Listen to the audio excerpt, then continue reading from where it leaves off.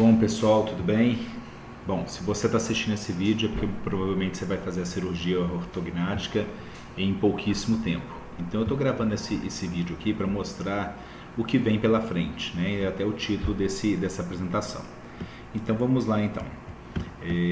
Provavelmente a sua cirurgia já está agendada, né? Então a gente tem que relembrar algumas coisas aqui.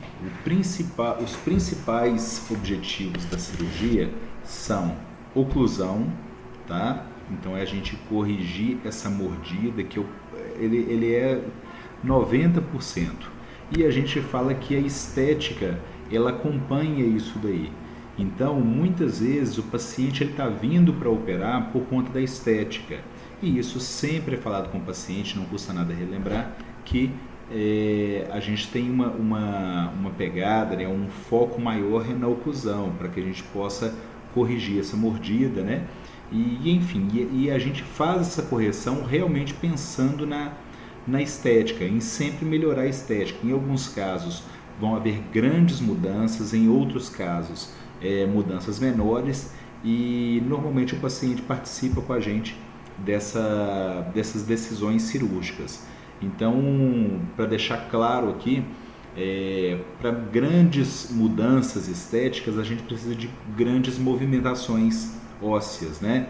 E isso significa que a gente vai ter maior chance de recidiva, maior chance de erros mesmo, né, durante a cirurgia. E enfim, então a gente sempre tem que focar, às vezes a gente está pensando na estética, mas o maior foco nosso é na oclusão. E claro, sem esquecer a estética. Eu coloquei aqui também as ATMs, porque as articulações também muitas vezes trazem o paciente para fazer a cirurgia ortognática. Um paciente que é classe 2, um paciente que é classe 3 e que já sofre já com os distúrbios da articulação. Então esse também é um dos grandes motivos para a gente fazer cirurgia ortognática. E aí vão ter alguns tipos de cirurgia. Por exemplo, a gente pode fazer a cirurgia da maxila, cirurgia aqui do mento, então da maxila aqui, da mandíbula, do mento. Às vezes a maxila ela é um pouco mais estreita, então a gente tem que fazer uma cirurgia que chama cirurgia segmentar da maxila, ou que durante o avanço a gente ainda faz uma parte ela aqui no meio e ainda separa ela um pouquinho para ter um ganho transversal. Outras vezes a gente faz essa cirurgia isolada do restante, que a gente fala expansão cirúrgica da maxila. Enfim, a cirurgia da mandíbula, como eu disse, pode ser de recuo, pode ser de avanço, pode ser, e a gente também faz a cirurgia de mento, mesma coisa, a gente pode diminuir uma altura, pode ganhar na projeção do mento, pode recuar, a gente tem uma liberdade grande de movimentações que a gente pode fazer ali. Então, muito provavelmente a sua cirurgia também já está definida qual que é a movimentação óssea definida, e isso vai muito em consideração ao tamanho do procedimento cirúrgico. Por exemplo, vou tentar exemplificar isso aqui. Às vezes um paciente ele tem uma diferença de 8 milímetros aqui, eu precisaria de 8 milímetros para encaixar maxila com mandíbula. Então é muito prudente a gente fazer uma movimentação de às vezes 5 milímetros e 3 milímetros de recuo, para que eles encontrem ali no meio. Por que eu disse 5 e 3 e não 4 e 4 e não 3 e 5? Porque normalmente esse paciente que é classe 3, que tem o queixo um pouquinho mais pronunciado, ele tem uma língua mais esparramada, uma língua maior, ele tem uma dificuldade de respiração. Então esse paciente, quando a gente chega a maxila mais para frente, a gente libera maior espaço ali para passagem de ar, a gente aumenta a via aérea do paciente. Então a gente pensa no avanço e a gente pensa nesse recuo aqui, que se eu tenho a língua esparramada, a língua grande, quanto menos eu recuar, melhor. Mas se eu fizer todo esse avanço de maxila, às vezes vai ficar esquisito, né? Então eu tenho que fazer ponderações durante o tratamento. Por exemplo, o paciente que tem o queixo, a mandíbula bem para trás. Às vezes eu vou precisar de fazer, se a gente for colocar isso nas medidas padronizadas, a gente precisaria de fazer uma alteração do plano oclusal, o que na minha concepção é uma cirurgia mais difícil de ser feita. Eu tenho que ver o quanto que eu ganho quando eu faço essa cirurgia. Se a paciente vai ter um ganho muito grande, se vai ter um ganho pequeno, para a gente definir se a gente vai mexer na maxila para alterar esse plano oclusal ou não. Se a gente vai fazer só a mandíbula, simplificar esse procedimento e a gente vai ter um resultado de 80%, digamos assim, da parte estética. Então, por isso que eu digo que a parte estética ela não é mandatária. Ela vai ter um fator importante, né? Mas o que a gente tem que pensar é em diminuir riscos para o paciente, né? Fazer uma cirurgia mais simples e a gente atingir os objetivos de oclusão. Tá? E aí, então, essas cirurgias, como eu disse, pode ser feita na maxila, mandíbula e mento.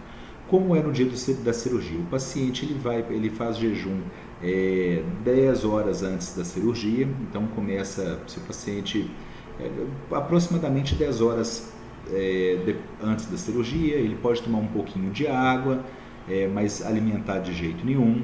Ele vai levar para o hospital todos os exames e guias, já solicitadas até o momento, inclusive se for convênio ou SUS, vai levar as guias já autorizadas, né, tudo certinho. As roupas por exemplo, pijama, né, para ficar mais à vontade no leito, artigos de higiene, shampoo, pode levar, eu falei nas roupas que um chinelo, né, para ficar mais confortável, mas sabão, pasta de dente, enxaguante bucal, isso tudo ali pode levar. O que a pessoa tem costume, né? Uma escova, um pente, pode levar isso para o hospital. Eu vou falar aqui também outra coisa aqui, que é a questão do gelo. Às vezes o paciente já deixa preparado em casa já um pouco de gelo para quando ele ter a alta da cirurgia. Normalmente o paciente da cirurgia ortognática eu peço para que fique um acompanhante com ele no quarto. De preferência, se for se o paciente for uma mulher, uma acompanhante mulher. Se for um paciente homem, um acompanhante homem também, tá? Esse paciente normalmente ele entra do hospital, ele vai ficar dentro do quarto depois da cirurgia. Então, antes da cirurgia, normalmente o pessoal não libera, dependendo do hospital, né? Alguns liberam, mas outros não liberam para que o acompanhante fique lá dentro aguardando, certo?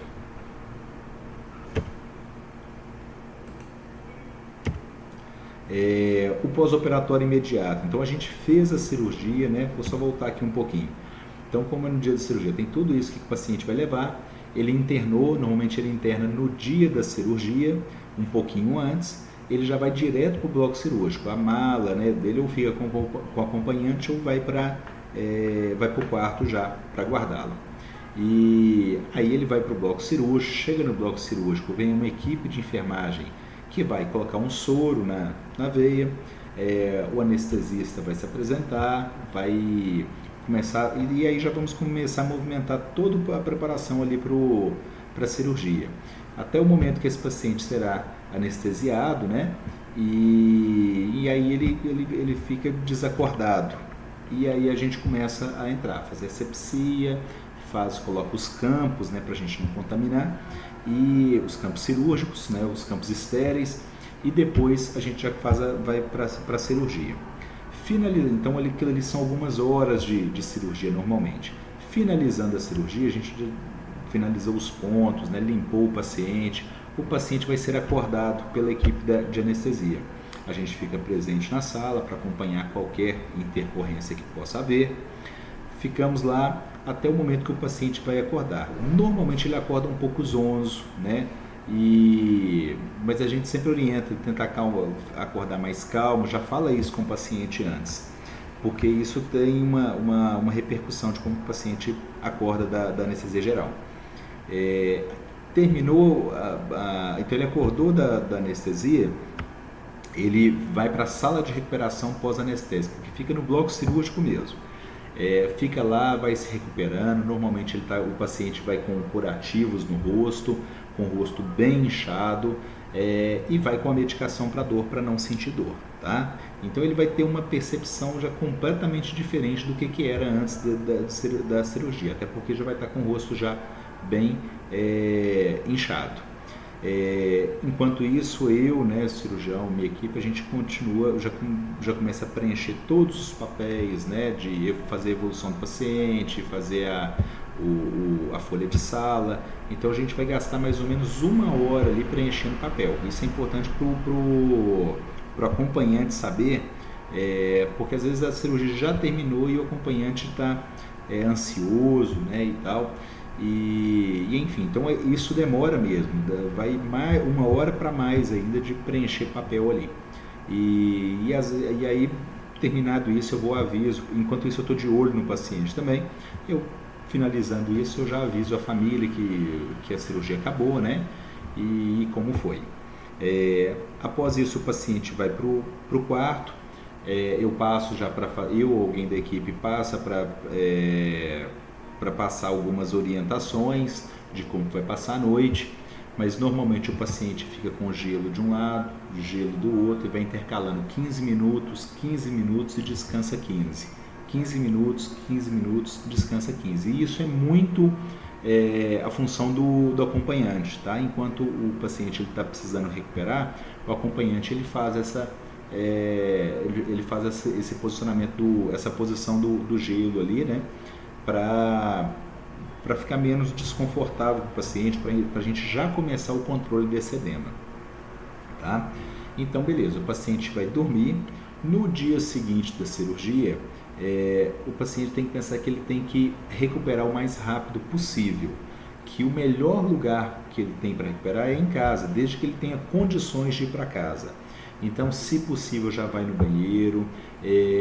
Eu oriento sempre ao paciente fazer uma caminhada no corredor, então vai e volta, daqui umas 2 horas vai e volta de novo, tá?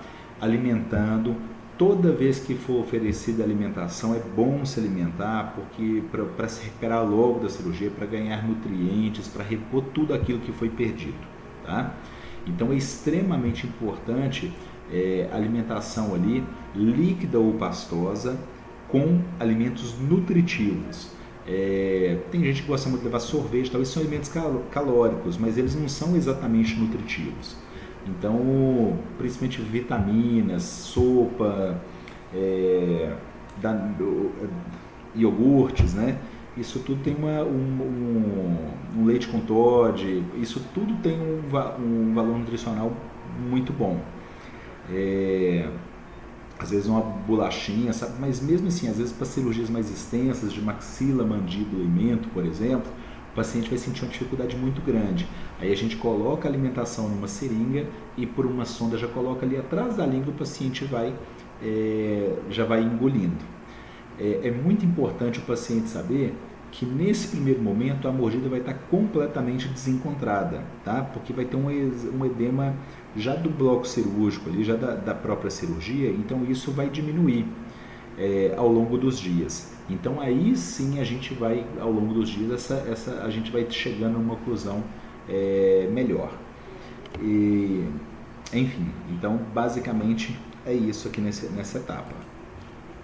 Eu voltei para essa tela aqui, mas então aqui ó, o inchaço, né, vai ter um inchaço bem vigoroso para cirurgias da maxila. É muito comum ter um sinal de epistaxe, um sinal de sangramento no nariz, ou então até um pouquinho de sangramento mesmo, porque a cirurgia acontece lá ao nível da cavidade nasal. Curativos, às vezes inchaços diferentes de cada lado, tá? Isso é muito comum de acontecer, um pouquinho de feridas aqui no lábio, tudo bem comum de acontecer. Hematomas vão surgir ao longo do tempo. Mas então, nesse período de pós-operatório imediato, dentro de tudo que eu falei, essa alimentação líquida pastosa é extremamente importante. Evitar de fazer exercícios físicos, né? Essa caminhadinha está permitida, e eu falei no corredor do hospital. Evitar ao máximo de ficar no sol e afastamento das atividades por 15 a 30 dias. Isso aqui é o que a gente preconiza, né? Então, tem pacientes que eles vão precisar de menos tempo para recuperar e tem pacientes que vão precisar de mais tempo. A gente sempre sugere esses 15 a 30 dias aqui, dependendo também do grau da cirurgia, do quanto que essa cirurgia foi complexa, né, e traumática. Pós-operatório tardio. A gente observa ainda um pouco de edema residual em muitos dos casos, tá? E a gente vai começar a fazer, então isso é completamente aceitável. A gente começa a perceber a transição na mastigação, então o paciente vai começar com a alimentação um pouco mais firme, né? Até que ao longo de 45 dias ele já esteja mastigando alimentos realmente mais duros, tá? Nessa época que vai manter os cuidados de exercício físico, não fazer exercício físico, de evitar exposição ao sol, e o resultado estético ele ainda não é verdadeiro, a gente ainda está desinchando, né? Então o paciente ele tem que ter esse discernimento de que é um processo um pouco mais demorado, esse retorno do tecido mole ao estado inicial ali. Certinho? Então tem que ter um pouquinho de paciência, né? Que esse pós-operatório ele demora um pouquinho mais ainda. E depois a finalização ortodôntica, é onde que a gente libera o paciente, normalmente 3 meses, muitas vezes eu até libero antes, para ele continuar, para finalizar o caso, né? E aí sim o paciente tirar o aparelho. E então acho que é isso aqui, se vocês tiverem alguma dúvida, né? Pode mandar para mim. Eu esqueci de falar aqui os riscos da cirurgia ortognática, mas isso está tudo naquela folha que eu passei, que são o termo de consentimento, principalmente na maxila, que são sangramentos, e na mandíbula, que são a lesão ao nervo alveolar inferior, muito bem explicado, que pode dar o quadro de parestesia. A gente toma todo o cuidado do mundo. Vou até voltar aqui. Nesse pós-operatório tardio, muitas vezes o queixo ainda está anestesiado, tá? Então, isso é um processo que tem paciente que com 1 mês já resolveu, tem paciente que 2, 3 meses ele ainda está com a parestesia, e isso vagarosamente vai voltando. Isso, claro, se a gente não tiver feito algum traumatismo mais sério ao nervo alveolar inferior, que é o que a gente toma mais cuidado para acontecer. Existem casos também que a articulação ela fica um pouco, como eu vou dizer, em alguns casos ela melhora já no pós-operatório, para pacientes que estão sentindo dor, e em outros casos o paciente que não tem dor, por a gente fazer a cirurgia na mandíbula, às vezes a gente dá um pouquinho de torque nesse côndilo, e quando o paciente começa a movimentar, ele sente um incômodo. Isso varia, um incômodo maior e um incômodo menor. Também a gente percebe que ao longo do tempo, ao longo dessa recuperação, o paciente vai sentindo mais tranquilo, vai havendo uma abertura de boca melhor, né? Então isso acaba sendo etapas dessa recuperação. Tá? Espero que tenha esclarecido, e qualquer dúvida só me enviar. Grande abraço, tchau, tchau.